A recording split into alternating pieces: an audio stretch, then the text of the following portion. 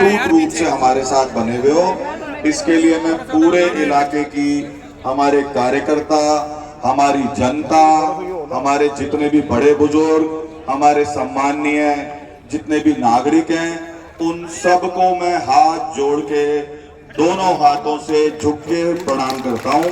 जगह नहीं है, मेरी तो इच्छा ये थी कि मैं लेट के आपको साष्टांग प्रणाम करूं, तो मेरे प्रणाम को साष्टांग प्रणाम मान लेना।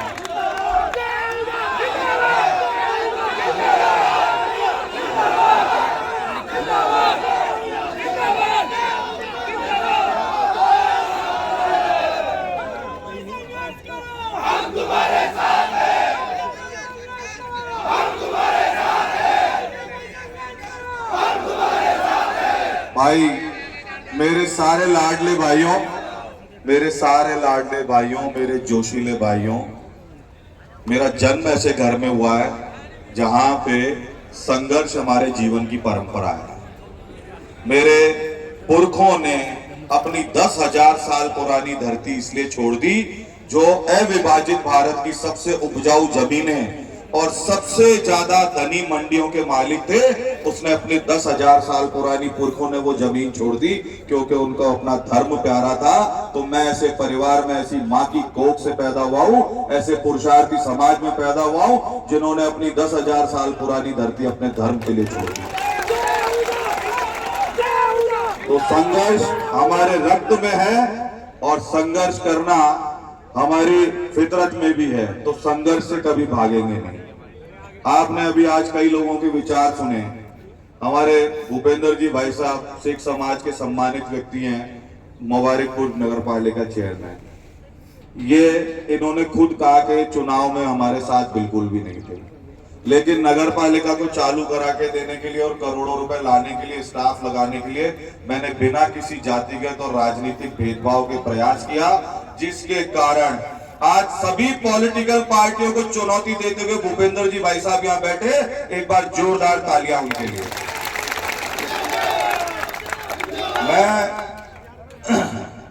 मेरे साथ राजीव सैनी जी बैठे हैं, सारी दुनिया को पता है, चेयरमैन राजीव सैनी जी नौगावा कांग्रेस में थे। रूपचंद जी ने जो बातें बड़ौदा में कस्बे के बारे में कही, अस्पताल से संबंधित और बाकी जितनी भी बातें काम से संबंधित बताई, वो रूपचंद जी भी कांग्रेस में थे, बड़ौदा में चेयरमैन।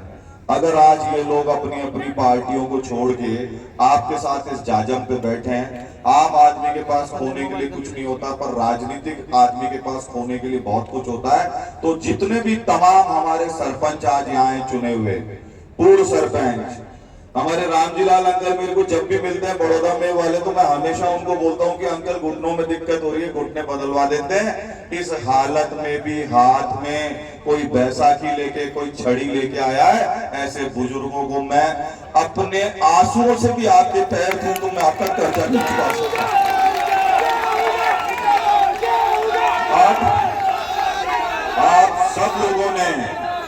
आप सब लोगों ने इस जनतंत्र में साबित कर दिया कि जनता की ताकत से बड़ी कोई ताकत नहीं हो सकती। सरकारें गलती कर सकती हैं, पार्टियां गलती कर सकती हैं, पर जनता कभी गलती नहीं करती। जनता एक बार जिसको आजमा लेती है, पजोक लेती है, जनता के दिलों में जो घर बना लेता है, वो जनता के बीच में उनके दिलों पे राज करता है। ये आपने मेरे काम पे मोहर लगा के बता दिया। मैं 10 महीने के काम से आपका एमएलए नहीं, मंत्री नहीं, मैं आपका मुख्यमंत्री, प्रधानमंत्री सब कुछ मान रहा हूं अपने आप को। मुझे सब लोग, मेरे दोस्त, बड़े बुजुर्ग, समर्थक, बैठ जा भाई, बैठ सब लोग एक बात कहते थे, यार इतनी बुरी तरह से चुनाव आ रहे हो, तुम पागल हो, क्यों चक्कर लगा रहे हो, क्यों पढ़ रहे हो, क्यों दिन रात काम कर रहे हो। मैंने बोला कि वो 35,000 लोगों ने कोई गलती नहीं की, उनका निर्णय सही था। 90,000 वाले का भी गलत था, 72-73,000 वाले का भी गलत था। ये आज आपके बीच में मैंने साबित करके दिखा दिया है।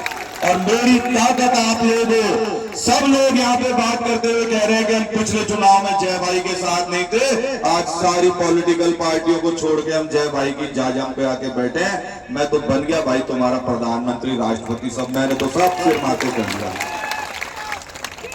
मेहनत और परिश्रम तीसरे नंबर पे आने के बाद भी मेहनत और परिश्रम किसी नंबर और वोटों की गिनती की मोहताज नहीं होती। ये आप लोगों ने साबित कर दिया, मुझसे ज्यादा आज आपने यहाँ आके साबित कर दिया। इस धूप में सुबह से आप बैठे हुए हो, हमारी माताएं बहनें बैठी हुई हैं, हमारे बच्चे बैठे हुए हैं, हमारे छोटे भाई बैठे हुए हैं, हमारे बड़े बुजुर्ग बैठे हुए हैं। भारत भूषण जी, हदीन और हम मिलकर के मेवात में जब ये हरियाणा में कोई परेशानी होती है तो अधिकार से मुझे फोन करते हैं, हरियाणा से चल के लोग यहाँ बैठे हुए। ये ताकत है आपकी, ये ताकत है आपकी, ये कमाया हमने। नहीं मिलेगा पद, मिलेगा देख लेंगे। राजनीति आएगी चली जाएगी, पर मैं एक लाइन में अपनी बात कहना चाहूंगा, तुम मुझे यूं भुला न पाओगे, नहीं भूल पाओगे। ये 10 महीने तुम्हारे और हमारे इलाके के 20-30 साल पे भारी होंगे, ये आपने आज साबित कर दिया। जैसा कभी भी नहीं हुआ वैसा 2 दिन के अंदर एक बार नहीं 2-2 बार दिखा के आपने साबित कर दिया। कहीं तो आदमी टूटता है। रामगढ़ में खत्म करना है भय, तो रामगढ़ को लाना होगा।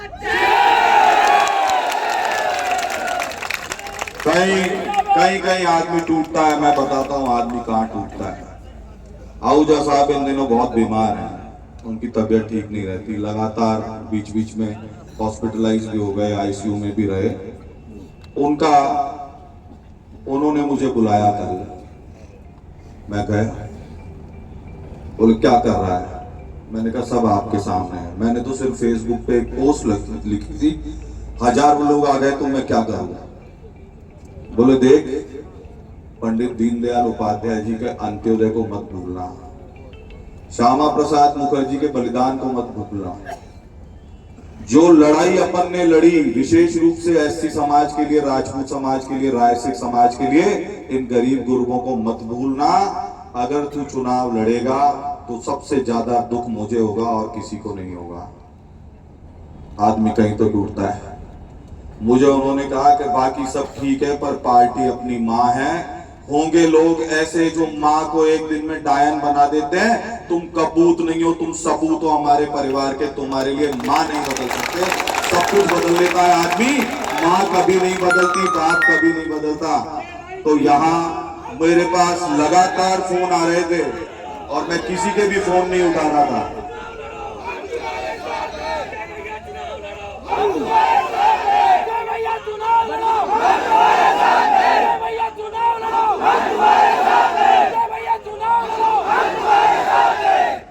मैं फिर तुम्हें कह रहा हूं भाई, पिताजी 25 अप्रैल 2019 की बात है, मेरी हमारे हिंदू ग्रुप की तरफ से ड्यूटी लगी हुई थी बेंगलोर लोकसभा चुनाव में, और मैं वहां पे तेजस्वी सूर्या के कुछ ग्रुप मीटिंग्स करके जब लौटा 25 तारीख को, तो पिताजी 9 बजे सो जाते थे, सोए नहीं। पिताजी जागते रहे 12 बजे तक। मैं घर पहुंचा, मैंने कहा आज क्यों सो नहीं रहे, क्या बात हो गई? बोले नहीं तुझसे बात करनी है। मैंने बोला क्या बात करनी है? बोले अपनी जानवी यानी मेरी बेटी विदेश पढ़ाई करना चाहती है, तू भेज क्यों नहीं रहा? मैंने कहा बाबूजी कभी कोई गया ही नहीं, बच्चा इतनी दूर कैसे भेजेंगे? बोले पूरे जीवन में तुमको जो गीता के अध्याय सुनाए, भगवान कृष्ण के बारे में बताया, आज सब व्यर्थ हो गया। कृष्णम वंदे जगत गुरु, भगवान कृष्ण जगत गुरु हैं, इस विश्व के वो साथ जाएंगे अपनी बच्ची के, जो वो चाहती है उसको करने दे। मैंने बोला अभी तो समय है, आप जैसा कहोगे वैसे करेंगे, ऐसे उनको तसल्ली देके। लेकिन मैं कन्विंस नहीं था उस समय। 5 तारीख को लोकसभा की पोलिंग से एक दिन पहले पिताजी को ब्रेन हेमरेज हो गया, और मैंने उनके शब्दों का पालन किया। उनकी अस्थियां विसर्जन जब मैं कर रहा था 15 तारीख को, 16 तारीख को, तो मैं भूल के आया जो आपने कहा वो करूं। तो बात ये होती है कि सारे भाई बहन चले गए, अकेले आहूजा साहब रह गए। अब उनकी बात नहीं मानूंगा मैं, कौन है आगे पीछे उनका? अपनी राजनीतिक महत्वाकांक्षा के लिए अपने बुजुर्गों की बात नहीं मानू, इतनी नालायक संतान मानते हो आप मुझे? नहीं मानते ना। तो बस यही बात है जिसके कारण जवाहर भाई साहब को भी मैंने रेस्पॉन्स किया, इनके फोन आ रहे थे, सगा भाई मानते हैं मेरे को। पुनीत कर्नावट जी जयपुर के डिप्टी मेयर हैं, जीवन भर का साथ है, सगा भाई मानते हैं मेरे को। गौतम दत्त जी से भले ही परिचय नया है, लेकिन भाई से ज्यादा प्रेम किया मुझे। कुलदीप भाई साहब अपने इलाके के दामाद होते हैं, हमारे बहनों ये हमने बहन दी हुई है। इन सब लोगों को मैं कब तक अवॉइड करता? आखिर किस आदमी की इतनी हिम्मत होती है? मैं कोई नालायक आदमी थोड़ी हूं जो भाई बंद समझाने आए और मैं उनको अंगूठा दिखा दूं। ऐसा आदमी नहीं हूं मैंने इनको बोल दिया कि आपको जो करना है करो, आप जो कहोगे वो करूंगा। आहूजा साहब ही हमारे हाईकमान है। घर का हर बड़ा बुजुर्ग जो आपके सिर पे पेड़ की तरह, वट वृक्ष की तरह आशीर्वाद रख के छांव की तरह बैठा है, अगर हम उसकी बात नहीं मानेंगे तो हम क्या कहलाएंगे?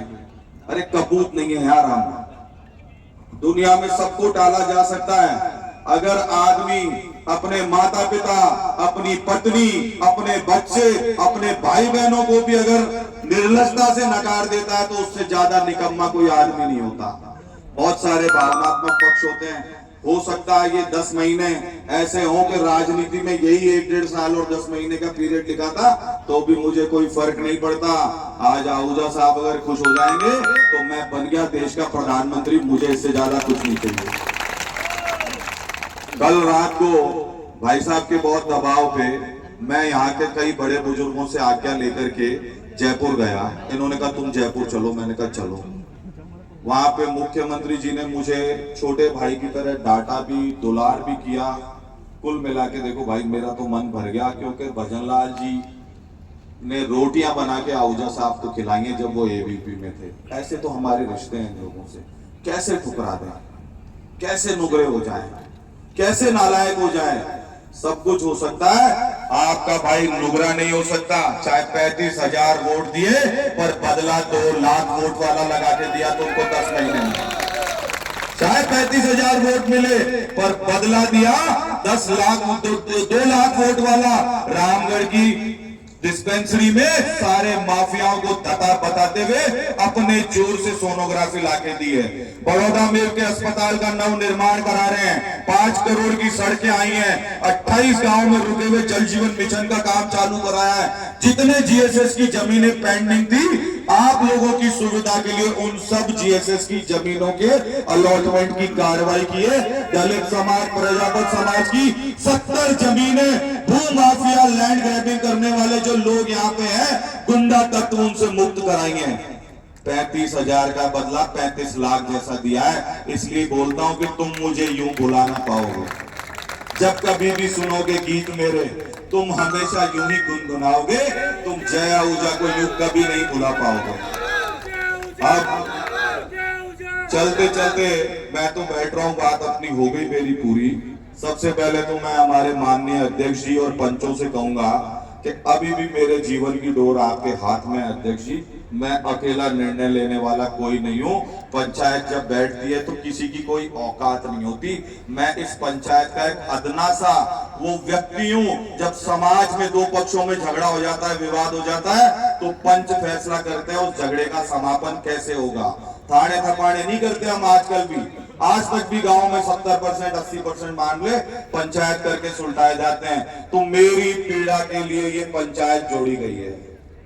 अब पंचों के हाथ में निर्णय है कि वो आगे अपनी ओर से जो सत्ता की ओर से, हमारी राज्य सरकार की ओर से प्रतिनिधि आए हैं, उनसे क्या कहते हैं। मैंने अपनी बात पंचों के समक्ष आज सुबह पूरी एकदम पारदर्शिता से रख दी थी। और कल भी मैं गया था तो सारे बड़े बुजुर्गों की आज्ञा लेके, अनुमति लेके और आशीर्वाद लेके गया था, वरना मैं पहले बात नहीं कर रहा था। और मैंने सबके समक्ष आहूजा साहब की क्या इच्छा है ये भी सामने रख दी थी, तभी मुझे जाने की आज्ञा मिली थी। तो अब ये पंचों के ऊपर निर्भर करेगा। सरकार की ओर से हमारे माननीय दत्त साहब बैठे हैं, मंत्री जी, सरकार की ओर से मेरे बड़े भाई तो क्या हमारे जीजा, अरे भाई जीजा के लिए ताली ना बजाई तुमने अपने। गंडूला के दामाद हैं हमारे आदरणीय कुलदीप जी, और हमारे भाई साहब जवाहर जी बैठे हैं, जिनका जय और जवाहर का प्रेम इस इलाके में अमर प्रेम की तरह जाना जाता है। जवाहर जी के लिए भी भाई तालियां बजा दें। अब क्या है कि मुख्यमंत्री जी से सबका बात करने का अपना अपना तरीका है। उन सब के अंदर मेरे सबसे प्रबल एडवोकेट, विद्यार्थी परिषद में उंगली पकड़ के चलना सिखाने वाले, जब चुनाव लड़के जयपुर गया और मुझे पता था मैं हार रहा हूं, तो मैं भाई साहब के ऑफिस में गया पूरी चीजें और इनसे निपट के लगा कि भाई साहब मुझे अभिमन्यु की तरह अपने ही लोगों ने मारा, मेरी पीठ में से खून रिस रहा है। और भाई साहब ने सबसे पहले गले लगाया, ऐसे मेरे पूरी जी भाई साहब, मैं आप सबको सारी बात छोड़ता हूँ, जीवन में क्या होगा देख लेंगे, तुम्हारा भाई शेर है। मैंने उस दिन भी कहा था कि ये भावनाओं के आंसू आ सकते हैं, लेकिन जब जया ऊजा को लड़ना होता है तो दोनों हाथ में तलवार लेके महाराणा प्रताप का भाला लेके लड़ने वाला आदमी है। कायर नहीं हूं मैं, आंख में आंख डाल के बात करना जानता हूं। अब पंचायत की ओर से मैं हमारी महापंचायत के अध्यक्ष जी और सभी पंचों को कहना चाहूंगा कि पंचायत की ओर से जो बात रखनी है वो हमारे बंटी भैया बात रखना चाहते हैं। वकील साहब बहुत सीनियर एडवोकेट हैं। मैं बंटी भैया को, माननीय अध्यक्ष जी अनुमति है, बंटी भैया को माइक दे दूं।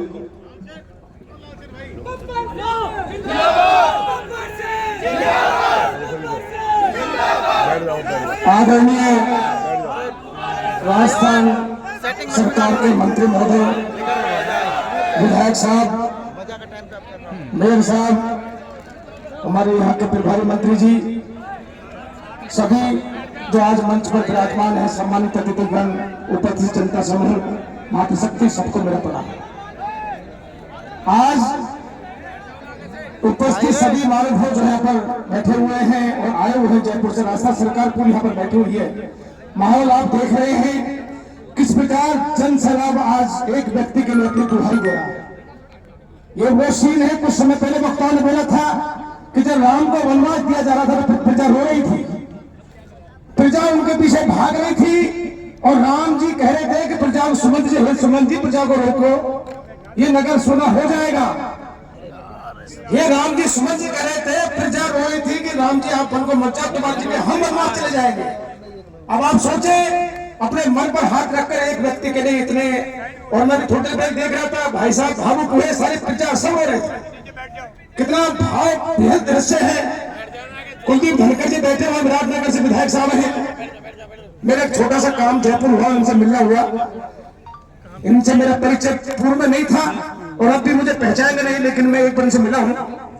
मुझे किसी को फोन करना न था, विधानसभा के बाहर मुझे मिले, मैंने इनसे निवेदन किया, उन्होंने तुरंत वहां से ये नहीं पूछा कि आप कहां से हो, मैंने जरूर बताया बंटी वकील हूँ, अलवर से हूँ, इतना जरूर बोला। इन्होंने तुरंत वहां से फोन किया। आप देखें, ये होती है नेता की भावना। वो गुण बेगम साहब बैठे, मंत्री जी, राजस्थान सरकार पूरी है, जय भाई जो बैठे हुए हैं, जो जय भैया के नाम से मशहूर है पूरे राजस्थान में। अगर हम गूगल पर सर्च करेंगे, जय के नाम से जय भैया निकल कर आएगा। वो आदमी, वो शख्सियत आज इस प्रकार आंसू बहा रहा है आप सबके सामने। मैं तो निवेदन करूंगा कि इन भावनाओं की, इन आंसुओं की कोई कीमत नहीं है, इनकी कदर रखो। ऐसा नुमिंदा, ऐसा आदमी, ऐसा भक्त, ऐसा शेख बहुत मुश्किल से मिलता है। आज सुबह से पब्लिक है बैठी हुई है, सब रो रहे हैं धूप में, अपने विचारों को रख रहे हैं जब से, और आप इंतजार कर रहे हैं। मैं अब निवेदन करूंगा मेरे बड़े भाई एडवोकेट राजकुमार यादव जी से कि वो अपने विचार करें, और ये जनता समूह बैठी हुई है, पंचायत बैठे हुए हैं।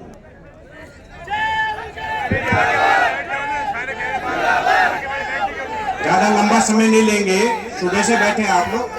एक मिनट, भारत माता की, बहुत ज्यादा समय नहीं लेंगे, सुबह से बैठे हैं। हमारे सबके चहेते जय भाई साहब की भावनाएं सबके सामने आ गई और अपनी भावनाओं ने प्रकट कर दी कि मैं पार्टी को नहीं तोड़ना चाहता। तो अब निर्णय सरकार के पाले में है कि जनता का सम्मान किस तरीके से करती है, कि हमारा सबका सम्मान रहे और जय भाई साहब को ऐसा पद मिले सरकार में कि रामगढ़ की जनता का नेतृत्व करते रहे। मैं निवेदन करूंगा, अब हमारी भाभी जी मीनाक्षी अगर मंत्री जी, सम्मानीय मंत्री जी, एक मिनट शांत रहे। आपने जय भाई साहब की भावना पढ़ ली। ये इतने नुगरे नहीं है कि क्षेत्र की जनता को मझधार में छोड़ करके ना दो टुकड़े करें रामगढ़ के और आताताइयों के हाथ में सत्ता सौंपे।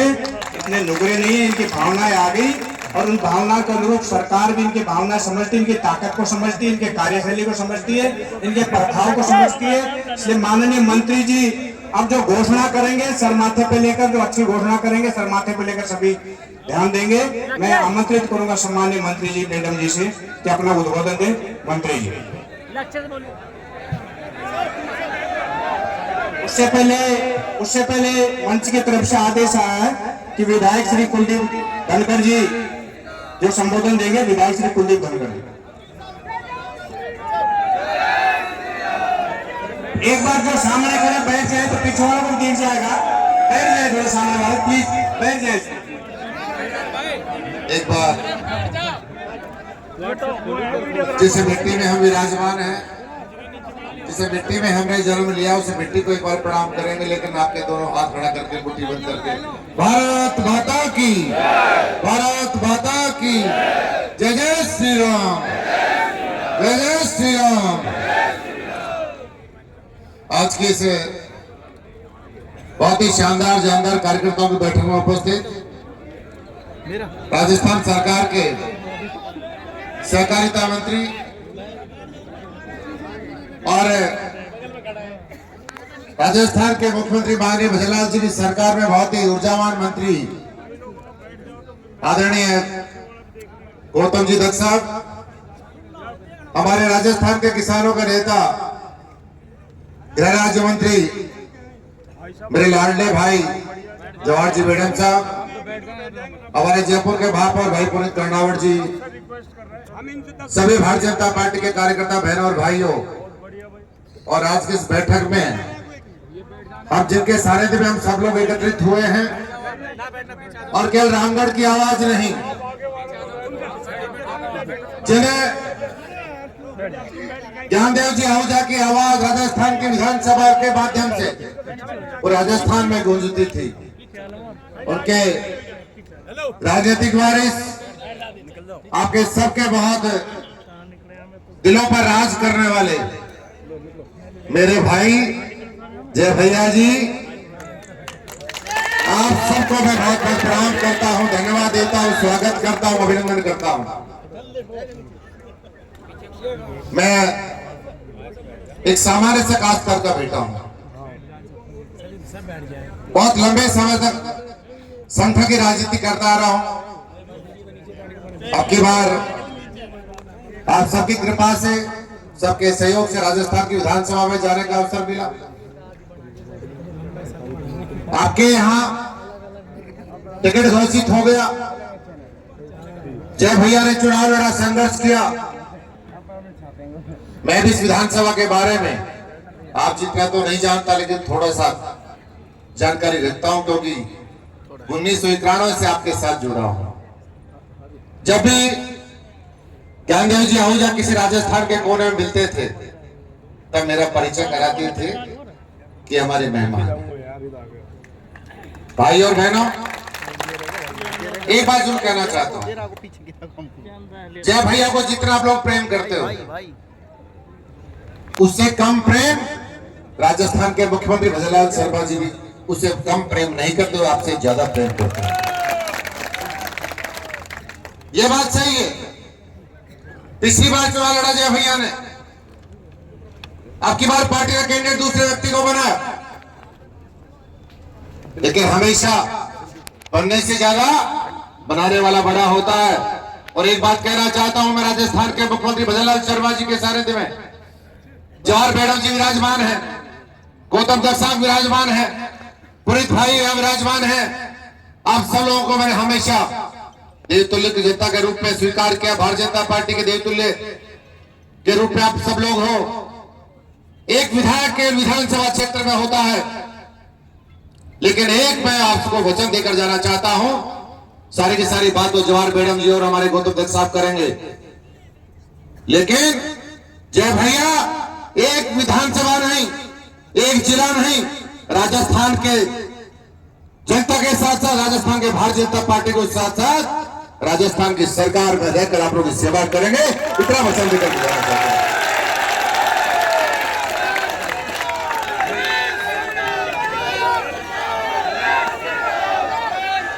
ये ऐसा परिवार है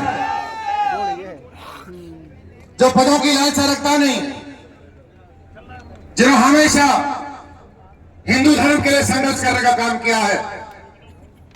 रात को भजनलाल जी कह रहे थे, जिस व्यक्ति के साथ रहकर मैंने, जिनके सारे में रहकर मैंने बहुत लंबे समय संगठन में काम किया, ज्ञानदेव आहूजा जी के आप राजनीतिक वारिस हो, उनके बेटे के रूप में आपने यहां राजनीतिक क्षेत्र में काम करने का प्रयास किया है। आपको घर बैठने नहीं दूंगा। मैंने एक अच्छा कार्यकर्ता, हमारी पार्टी खोना नहीं चाहती। अरे हम तो, मुझे कोई ये कह दे कि तू विधानसभा की बात तू मत कर, तू जिले की बात मत कर, राजस्थान में आपको सेवा करनी है, इतना मैं समझ गया, रात को समझ गया था। पद कभी राजनीति में मांगे नहीं जाते। ऐसे ऐसे लोगों को मैंने देखा है। जब मैं 2013 में मुझे विधानसभा का टिकट नहीं मिला था, राजस्थान के नेताओं ने मुझे कहा था कुलदीप धनखड़ चिंता करने की आवश्यकता नहीं है, राजस्थान का नेता बनाएंगे। मैं तो राजस्थान भारतीय जनता पार्टी का कार्यकारिणी का सदस्य भी नहीं था। राजस्थान भारतीय जनता पार्टी का प्रदेश का महामंत्री बनाकर, जनरल सेक्रेटरी हेडक्वार्टर बनाकर मुझे 3 साल तक काम करने का अवसर दिया। ये सारे भाइयों को पता है। और मुझे इतना पता है भाइयों,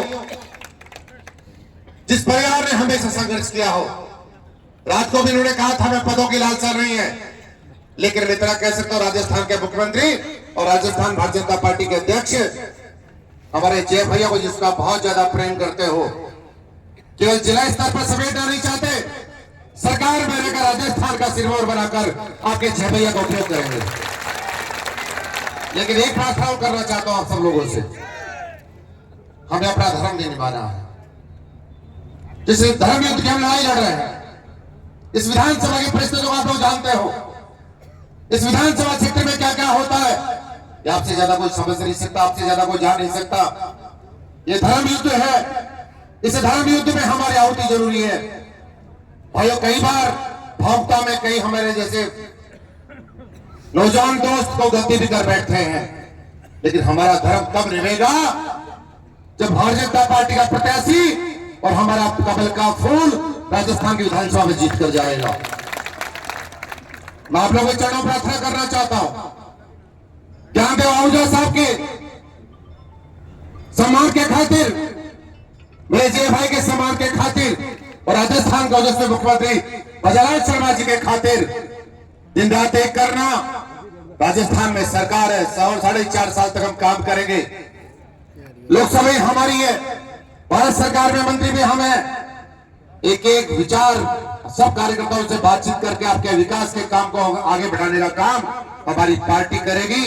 एक ही निवेदन करना चाहता हूं, आपका अपना सारा का सारा समर्थन जय भैया के समर्थन के लिए, ज्ञानदेव आहूजा जी के सम्मान के लिए आपको दिन रात मेहनत करनी पड़ेगी और एक मेरे साथ संकल्प लेना होगा। अगर जरा से भी कमजोरी रहेगी तो आपके जय भैया के सम्मान में और माननीय ज्ञानदेव जी आहूजा के सम्मान में भाइयों कमी आ जाएगी। अगर आप सच्चे साथी हो, अगर सच्चे समर्थक हो, अगर सच्चे हमारे जिस प्रकार की आप पे एक मैंने उमंग देखी है, एक हौसला देखा है, इस हौसले के साथ इन दोनों का सम्मान करने की जिम्मेदारी मैं आपके कंधों पर छोड़कर और लगातार आपके बीच में काम करूंगा। एक संकल्प के साथ कि आने वाले इस समय में, आने वाले 13 तारीख को जो मतदान होगा, उसे सारे के सारे भाई बनकर, कमल का फूल बनकर, भारतीय जनता पार्टी के प्रत्याशी बनकर, राजस्थान के मुख्यमंत्री भजनलाल शर्मा बनकर एक एक वोट को भारतीय जनता पार्टी के खाते में डलवाओगे और हमारे प्रत्याशी को जिताकर भेजोगे। लेकिन संकल्प लेने को हम तैयार हैं। खड़े करिए अपने दोनों हाथ और भारत माता को प्रणाम करेंगे। सारे खड़े करिए दोनों हाथ। भारत माता की, भारत माता की। बहुत बहुत धन्यवाद। और मैं आग्रह करूंगा पुलिस जी का नाम से कि आप अपने विचारों के माध्यम से जो जिसका